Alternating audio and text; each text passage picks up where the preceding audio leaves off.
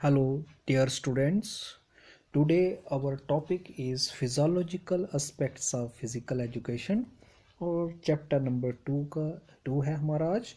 और टॉपिक का नाम है इंट्रोडक्शन ऑफ मसल्स। पहले फिजियोलॉजिकल क्या होता है? फिजियोलॉजिकल होता है characteristics of an organism in healthy और नॉर्मल फंक्शनिंग।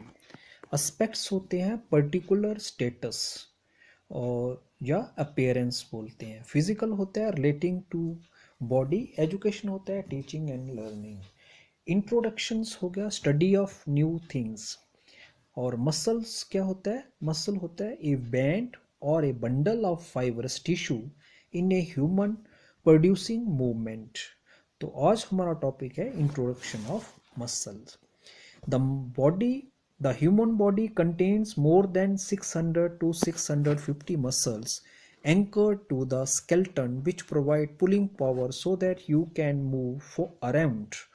तो हमारे शरीर में जो लिविंग बींग्स हैं उनमें 600 से लेकर 650 इंडिविजुअल होते हैं, सिंगल मसल्स हैं एंकर्ड टू द स्केल्टन। तो ये क्या करते हैं? एंकर्ड होता है टू गिव शेप। किसको शेप दे रहे हैं? स्केल्टन को दे रहे हैं। स्केल्टन होता है हमारा स्ट्रक्चर जो है, फ्रेमवर्क ऑफ एन ऑर्गेनिजम्स, उसको विच प्रोवाइड पुलिंग पावर, वो हमें कैरी आउट करने में, खींचने में अपने शरीर को मदद करता है। So that you can move around, जिससे कि हम क्या कर सकते हैं? अपनी बॉडी को वेरियस साइड्स पर उसको मूव कर सकते हैं, की पेस दे सकते हैं। These muscle constitute about 40% of our total body weight. तो इन मसल्स का कम से कम जितना बॉडी आपका शरीर का वजन है उसका 40% वजन जो है वो मसल्स का है। The muscles points of attachment to bones. ये जो मसल्स हैं वो किसके साथ जुड़े हुए हैं? कौन से पॉइंट से? बोन से जुड़े हैं।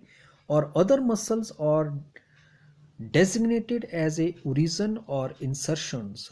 तो कुछ मसल्स जो हैं उनको डेजिग्नेट क्या होता है? स्पेसिफिक पर्पस के लिए। और इंसर्शंस क्या हो गया? जो ऑर्गन के साथ अटैच हैं। The point of origin is the point of attachment. The point of origin होता है बिगनिंग, जिस जगह से वो शुरू हुए हैं। Attachment to the bone to which muscle is anchored. तो वो बोन के साथ जुड़े हैं, which the muscle is anchored, जिनके साथ मसल्स उनको क्या कर रहा है? बोन्स को शेप दे रहा है। The point of insertion is the point of attachment to the bone the muscles moves.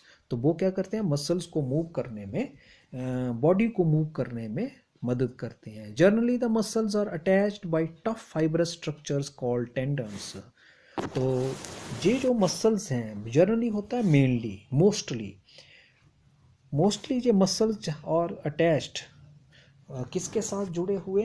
Tough होता है हार्ड, और फाइबरस होता है capable of being separated into fibrous. और टेंडन्स क्या होता है? टेंडन्स होता है a tough band of dense white fibrous connective tissues that unites a muscle with some other part. तो ऐसी चीज को हम बोलते हैं tendons. These attachment bridge one or more joints. ये जो अटैचमेंट होती है मसल्स की विद द बोन्स, तो ये एक या दो जॉइंट्स को, इनका ब्रिज जो है, ब्रिज मीन गैप को पूरा करते हैं। And the result of muscles contraction is the movement of these joints. तो उनका जो रिजल्ट होता है, रिजल्ट मीन्स उनका जो कंक्लूजन होता है, उसका जो इफेक्ट होता है, वो कंट्रैक्शन करते हैं, mean shortening and lengthening of muscles होती है उसकी वजह से। और उसमें से क्या होता है? हमारे जॉइंट में उसकी मूवमेंट होती है, उसमें हरकत होती है। The body is moved primarily bye muscles groups.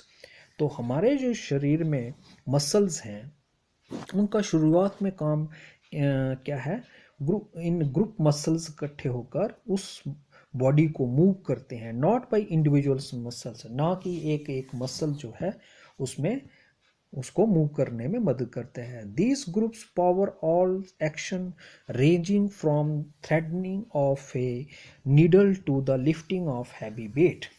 तो ये ग्रुप ऑफ मसल्स जो हैं, मोर देन 1 2 और 3 मसल्स जो हैं वो मिलकर आपको एक छोटा काम जो है, जैसे एक नीडल में आपको धागा डालना है, वहाँ से लेकर लिफ्टिंग ऑफ हैवी वेट्स, कोई बहुत भारी भरकम वजन उठाना है, वो मदद करते हैं।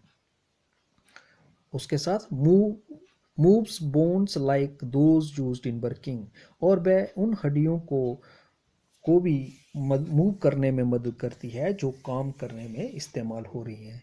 लिफ्टिंग ऑफ एन ऑब्जेक्ट, किसी ऑब्जेक्ट को उठाना है, और च्यूइंग फूड, जहाँ खाने को चबाना है, ग्राइंड करना है, क्रश करना है, और कॉल्ड आइसोटोनिक कंट्रैक्शंस।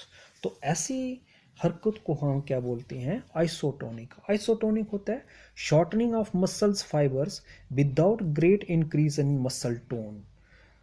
Contractions होता है shortening and thickening of muscles. In isotonic contractions, the tension within the muscle remains same. तो isotonic में जब contractions होती हैं, means shortening and lengthening of muscles होते हैं, तो उसकी जो लेंथ होती है वो क्या होता है, मसल्स की रिमेन एक जैसी रहती है, but the length of the muscle changes, लेकिन उनकी जो लंबाई है मसल्स की वो उसमें तब्दीली आती रहती है, दस प्रोड्यूस मूवमेंट और डू वर्क।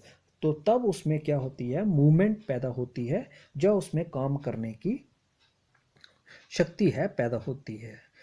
उसके बाद है contractions that counter opposing force. Contractions क्या हो गया, shortening and lengthening of muscles.